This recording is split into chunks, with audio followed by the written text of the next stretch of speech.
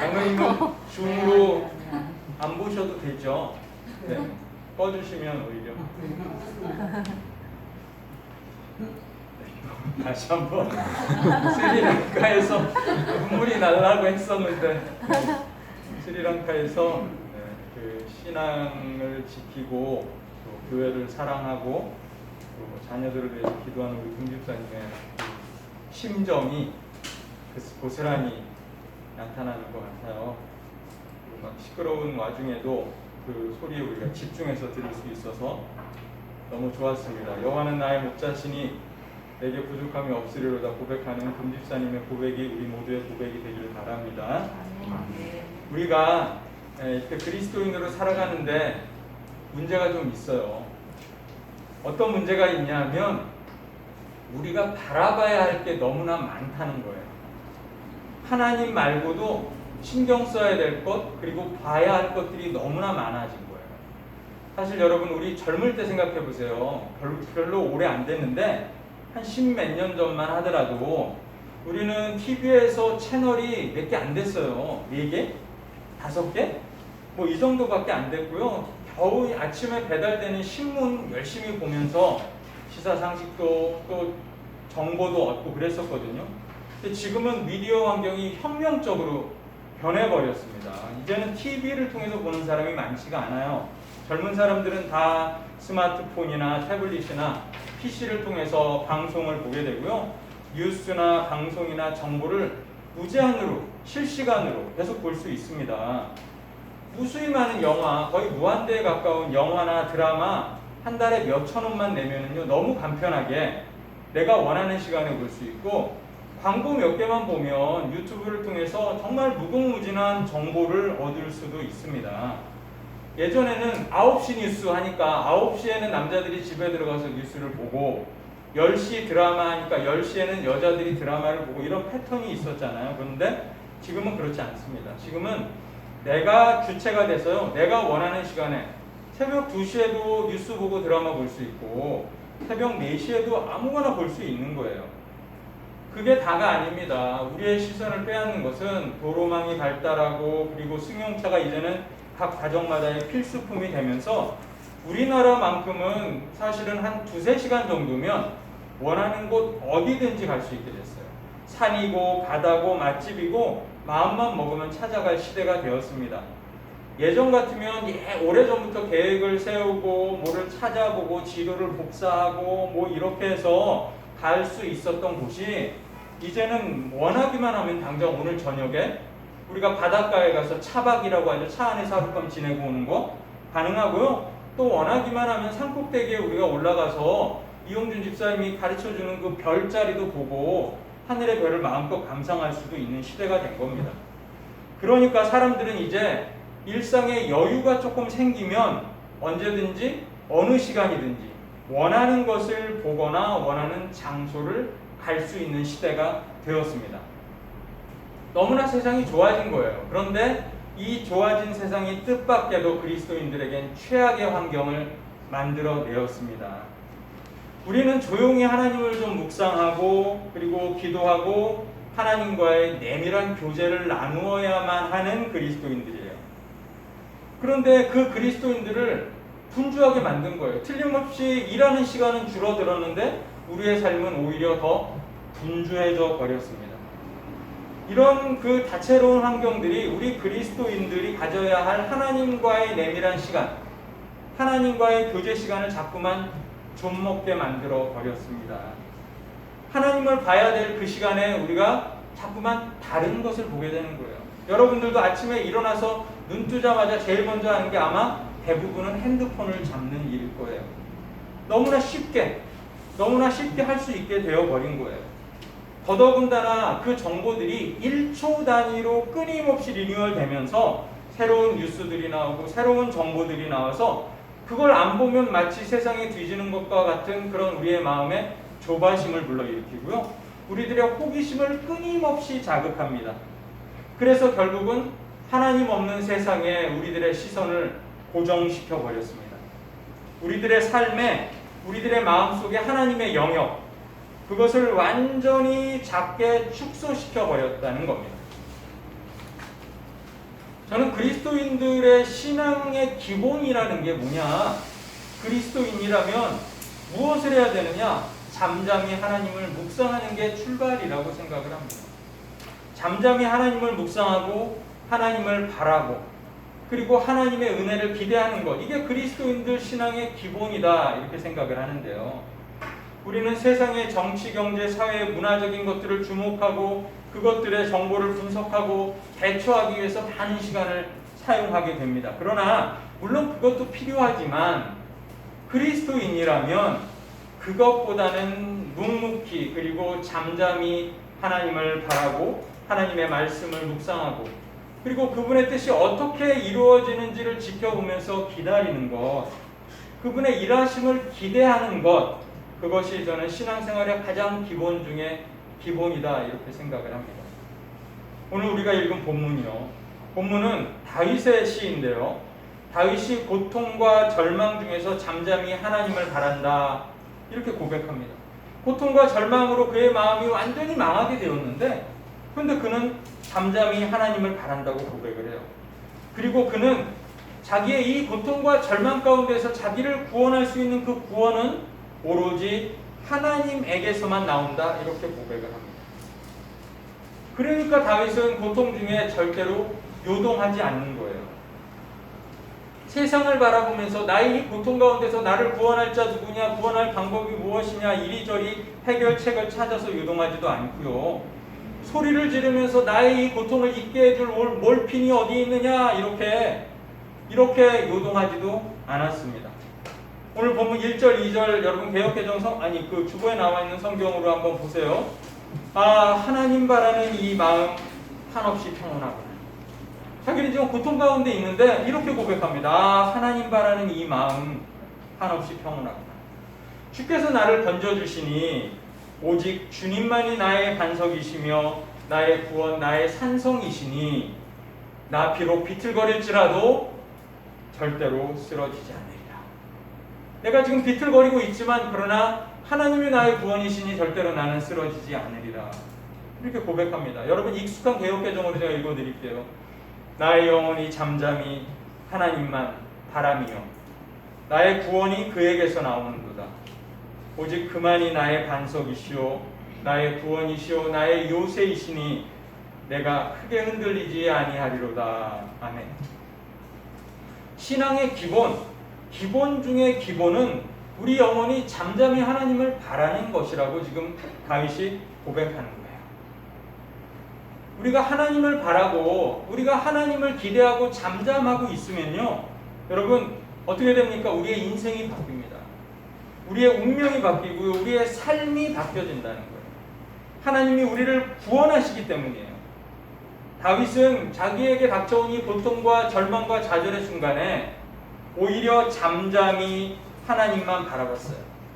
요동하지 않았어요.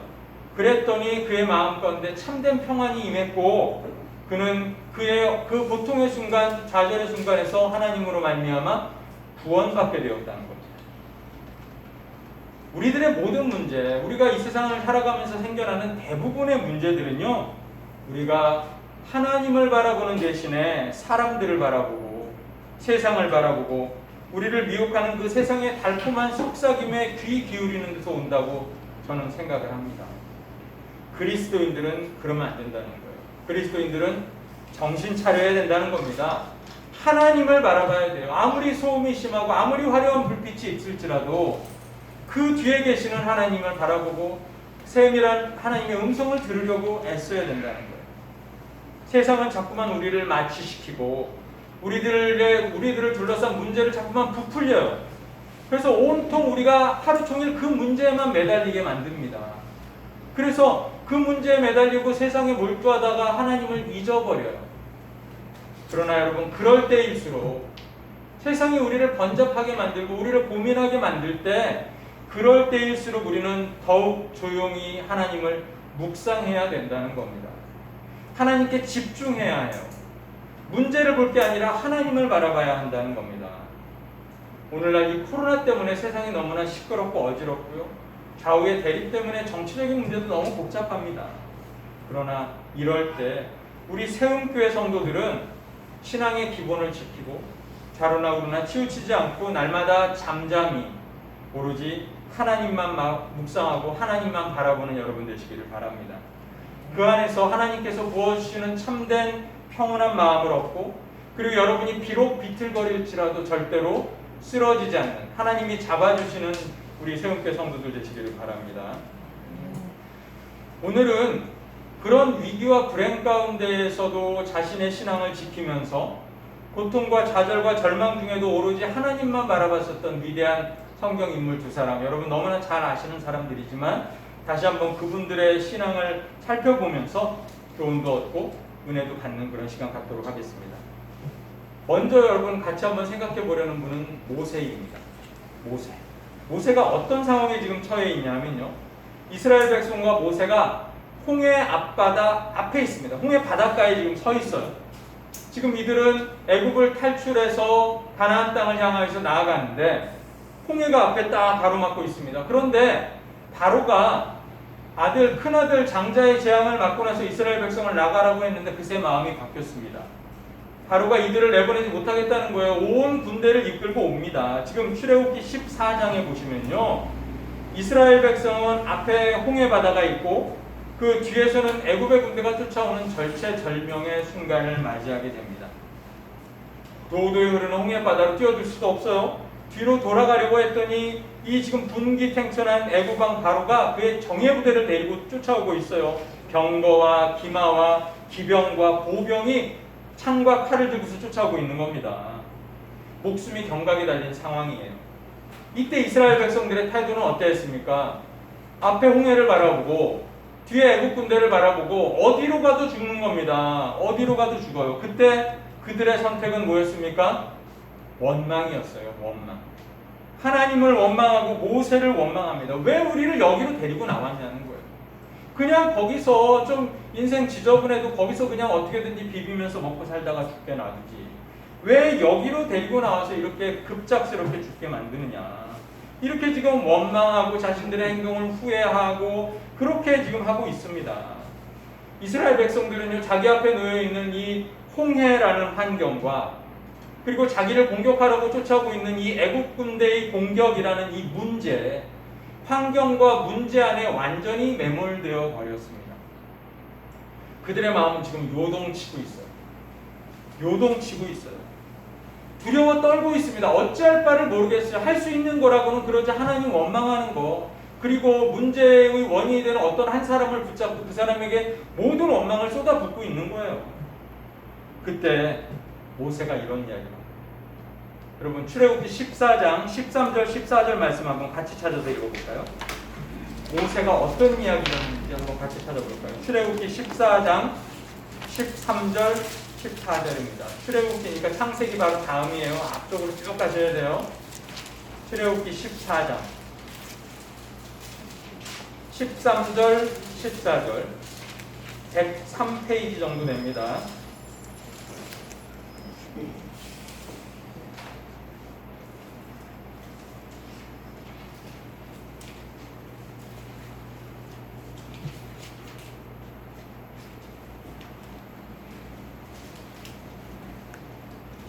(14장) 13절 14절. 네, 이 말씀을 같이 한번 읽어보도록 하겠습니다. 같이 읽겠습니다. 시작. 모세가 백성에게 이르되 너희는 두려워하지 말고 가만히 서서 여호와께서 오늘 너희를 위하여 행하시는 구원을 보라. 너희가 오늘 본 애굽 사람을 영원히 다시 보지 못하리라. 여호와께서 너희를 위하여 싸우시리니 너희는 가만히 있을지니라. 아멘. 지금 절체절명의 순간입니다. 앞에는 홍해바다, 뒤에는 애굽의 강력한 군대가 쫓아오고 있어요. 그때 모세가 뭐라고 합니까? 여러분 그때 모세가 뭐라 그래요? 너희는 어떻게 하래요? 방어하래요? 도망가래요? 아니요.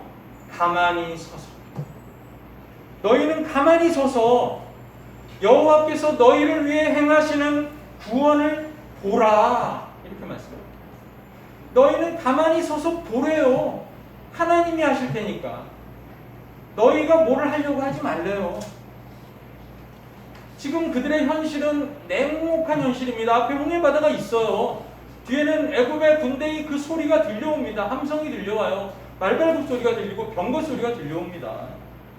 이런 빼도 박도 못하는 현실 가운데에서 완전히 도관에 든 쥐와 같은 자기들의 처지 가운데에서, 그런데 모세가 말하는 건 그겁니다. 너희들 지금 도망갈 필요도 없어. 맞서 싸우려고 할 필요도 없어. 물로 뛰어들 필요도 없어. 가만히 서서 여호와께서 너희를 위해 구원을 행하시는 그것을 보라. 이렇게 이야기합니다. 모세의 말이 물론 그때 볼 때는 매우 비현실적인 모습이었고 말이었고 어찌 보자면 매우 어리석은 말일 수도 있습니다. 그러나 여러분, 모세는 뭘 본 거예요? 모세는 무엇을 봤을까요? 이스라엘 백성은 홍해를 보고 이스라엘 백성은 애국 군대를 봤지만 모세는 그 이스라엘 군대의 위협보다, 자연의 홍해의 그 위협보다도 전지전능하신 하나님의 구원의 손을 보았던 거예요. 하나님의 구원의 손을 받고 그 구원의 손이 결국 우리를 구원하실 거라는 하나님의 약속을 믿었던 거예요. 그래서 그는 이렇게 담대하게, 그 절박한 상황 가운데에서도 담대하게 이스라엘 백성들에게 이야기할 수 있었던 겁니다. 너희는 가만히 서서 보라는 겁니다. 결국 이스라엘 백성들은요, 홍해에 빠져 죽지도 않고요, 애국 군대에게 죽지도 않고요, 물이 갈라져서 그 사이를 땅 위로 걸었고요, 이스라엘 군대는 애국 군대는 모두 물에 수장되는 하나님의 구원의 역사가 일어나게 됩니다. 여러분, 민수기 21장을 보시면 또 비슷한 장면이 나오는데요. 민수기 21장을 보시면요, 이게 지금 이스라엘 백성이 광야 생활 40년 차입니다. 40년간 뺑뺑이 돌았어요.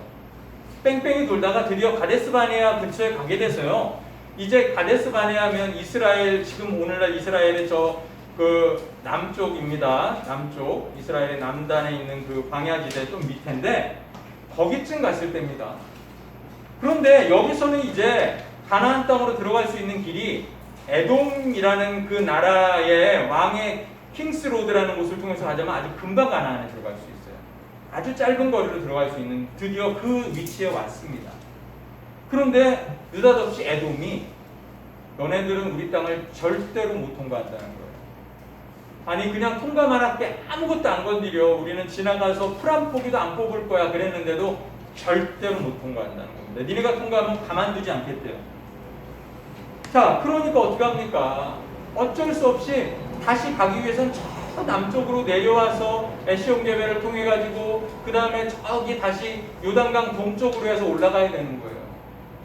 그러니까 엄청 먼 길을 다시 돌아가야 되는 처지가 되었고요. 그 사이에 모압도 있고 암몬도 있고 여러 나라들이 또 있잖아요. 쉬운 길이 아닌 게 됐어요. 이스라엘 백성들은 다시금 원망하기 시작했습니다. 이 상황을 받아들일 수가 없는 거예요. 아니, 40년 동안 개고생해서 여기까지 왔는데 지금 저기 바로 갈 수 있는 길이 있는데 여기로만 가면 금방 들어가는데 하나님이 우리를 인도하셨다면서 왜 여기서 우리가 여기를 못 갑니까? 아니, 어제는 인도하셨는데 오늘은 왜 여기를 못 가게 하십니까? 이해할 수가 없었던 거예요. 누적됐던 원망들이 쏟아져 나오기 시작합니다. 지금 이 앞에 있는 에돔이 두려워서 그로 들어가지는 못해요. 하나님이 허용하셔야 들어갈 수는 있는데 들어가지 못하지만 원망이 나오는 거예요. 하나님은 우리를 인도하신다더니 이게 무슨 일입니까? 내가 그리스도인이고 내가 신앙생활하는데 나한테 왜 이런 일이 일어납니까? 내가 왜 이렇게 고생해야 합니까? 내가 왜 이렇게 가난하고 내가 왜 이렇게 육체의 질병 가운데 있어야 합니까? 원망이 생기기 시작하는 거예요. 그 원망을 들으신 하나님께서 진노하십니다. 진노하셔서 이스라엘 백성에게 어떤 일을 행하셨느냐? 불뱀을 보내셨어요. 불뱀이 사정없이 돌아다니면서 이스라엘 백성들을 마구 물어댑니다. 물린 사람 다 죽어요. 하나님의 진노가 있고 나면 항상 이스라엘 백성이 또 태세 전환이 빠르잖아요. 우리가 잘못했습니다. 그때 하나님께서 그들을 구원하시기 위해서 어떻게 하라고 하십니까? 놋뱀을 만들어서 장대에 달라 그러세요. 뭐 하나님이 그냥 말씀으로 치료하신 것도 아니에요. 하나님이 그렇다고 무슨 약을 주신 것도 아니에요. 하나님이 놋뱀을 만들어서 장대 끝에 달라. 그리고 그 놋뱀을 바라보는 자마다 나음을 얻으리라 이랬어요. 아무것도 없습니다, 여러분. 놋뱀을 바라보기만 하면 나음을 얻는데요. 이스라엘 백성들이 놋뱀을 바라보니까 살게 되었습니다. 다른 거 없어요. 그냥 놋뱀을 바라보면 된답니다.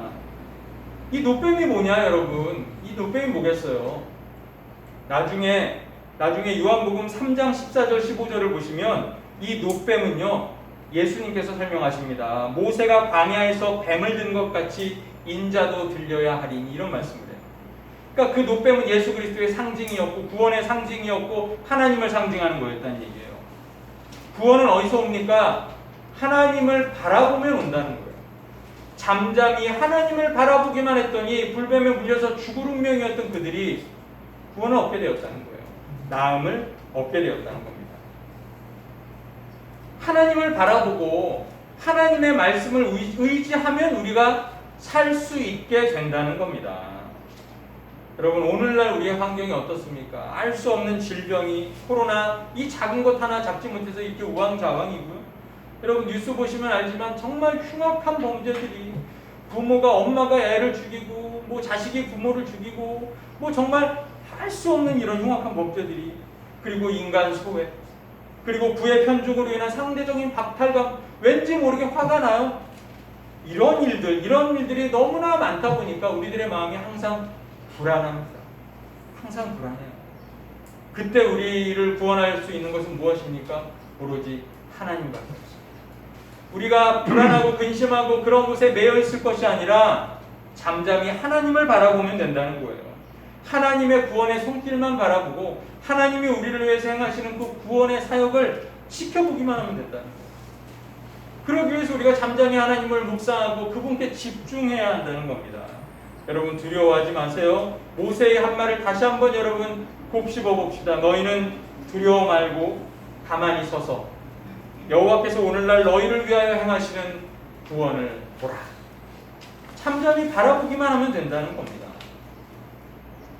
모세가 이스라엘 백성들이 그렇게 구원을 얻게 되었고요.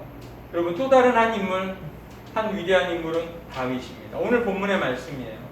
다윗이 이렇게 고백합니다. 나의 영혼이 잠잠히 하나님만 바라며 나의 구원이 그에게서 나는도다. 오직 저만 나의 반석이시오 나의 구원이시오 나의 산성이시니 내가 크게 요동치 아니하리로다.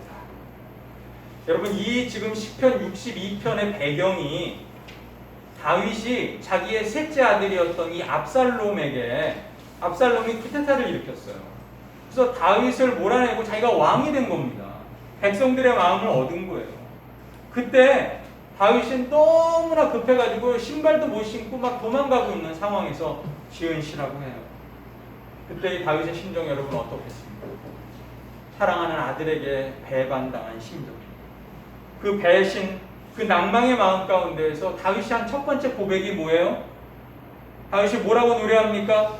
나의 영혼이 요동해서 내 아들에게 복수할 거야. 하나님 저를 죽이소서, 멸망시키소서 이렇게 말합니까? 아니요.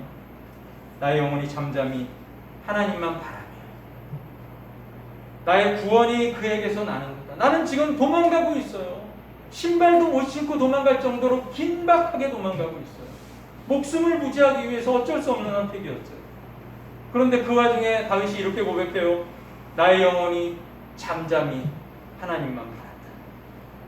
내가 크게 요동치 않는다. 왜냐하면 여호와께서 나의 산성이시고 나의 구원이시고 나의 반석이시기 때문이다. 이렇게 고백합니다.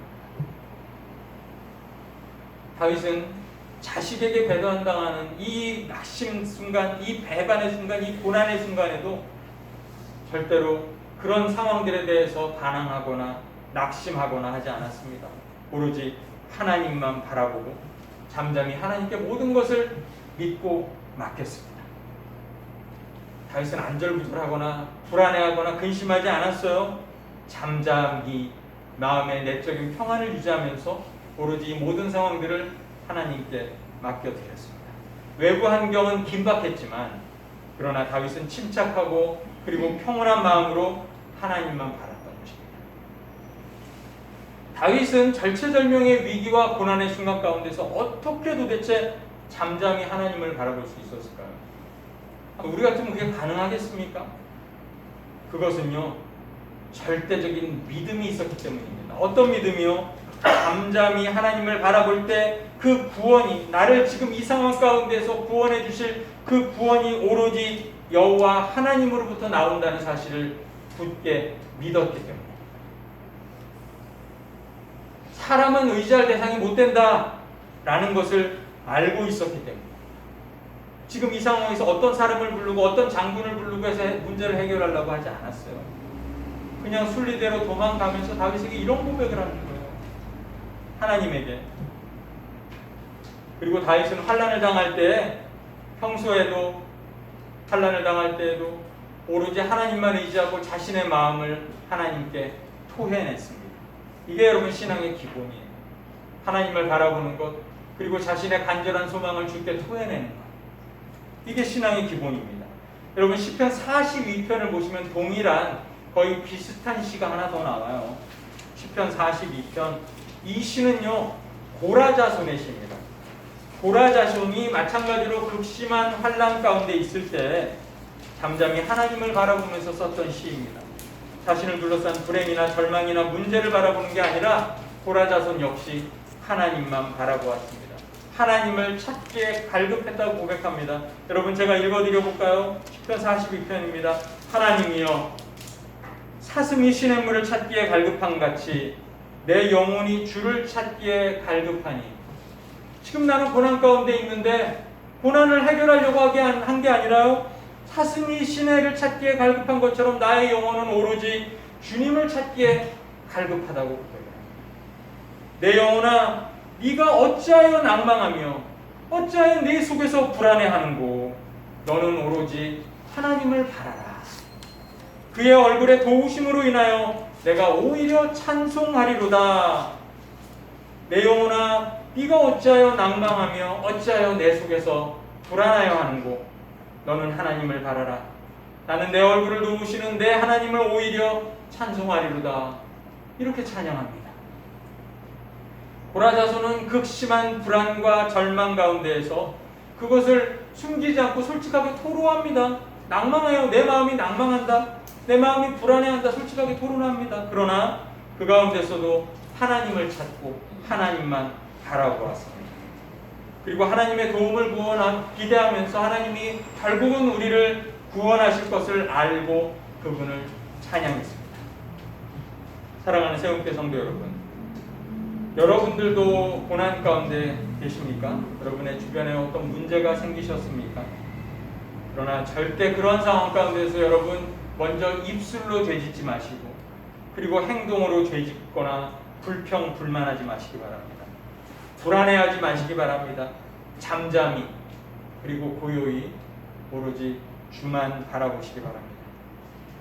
하나님 앞에 우리의 내밀한 그 마음들을 은밀하게 토해내시고 하나님께서 위로해 주시기를 고백하는 여러분 되시기를 바랍니다. 그러면 조만간 하나님의 도우시는 손길이, 하나님의 일하심이 여러분을 만지시고 구원하셔서 우리로 하여금 결국에는 하나님을 찬송하게 만드십니다. 위기의 상황 가운데에서 놀라운 하나님의 구원을 경험하시는 우리 세움교회 성도들 되시기를 축복합니다. 우리가 잠잠히 주님을 바라보게 되면, 우리가 잠잠히 주님만 쳐다보게 되면요, 하나님은 우리를 위해서 일하십니다. 하나님은 우리를 결국 구원해내십니다. 그런데 동시에 그뿐이 아니라 하나님의 일하심 뿐만이 아니라 우리의 내면에도 놀라운 일들이 벌어집니다. 하나님을 바라보면 우리의 내면의 변화가 생겨나기 시작합니다. 도대체 어떤 일들이 생겨날까요? 첫 번째로 우리가 잠잠히 하나님을 바라보다 보면요, 우리는 우리가 죄인이라는 사실을 깨닫게 됩니다.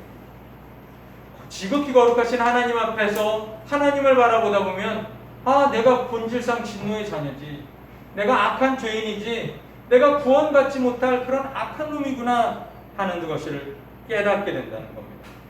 성령께서 우리의 마음을 조명하시기 때문이에요. 그렇게 되면 우리가 무릎을 꿇고 우리가 회개에 이르게 됩니다. 여러분, 다윗이 그랬고 모세가 그랬고 베드로가 그랬고 바울이 그랬습니다. 하나님 앞에 무릎 꿇고 자신을 회개하고 변화되게 되었습니다. 우리가 세상을 바라보다 보니까, 다른 사람들만 바라보다 보니까 우리는 우리가 죄인이라는 것을 잊어버려요. 나는 괜찮은 사람이라고 스스로 자위합니다. 그런데 문제는 그러고 나서 자신이 다른 사람들을 함부로 판단한다는 데 있습니다. 나하고 입장이 달라지면요, 우리는 교만해져서 나하고 입장이 다른 사람을 틀렸다라고 판단을 하게 됩니다. 내가 판단의 주체가 되어버려서 나는 옳으니까 당연히 다른 사람은 잘못된 게 되었죠. 잘못하고 있는 사람들이 제대로 돌이키지 않으니까, 내 뜻대로 안 하니까 내가 화가 나는 거예요. 그리고 나의 이 어줍지 않은 정의감이 분노와 증오심을 만들게 됩니다.